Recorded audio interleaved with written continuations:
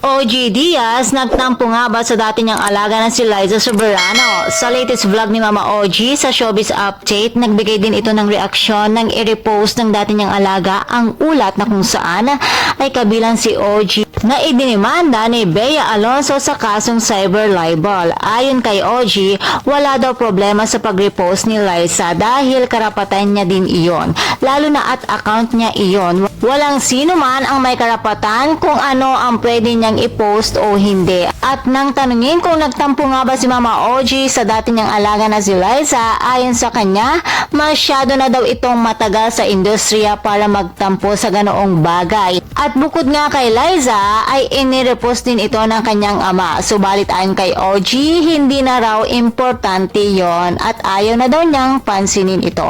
And for more showbiz update, please don't forget to like, share, and subscribe my channel. Thank you for watching.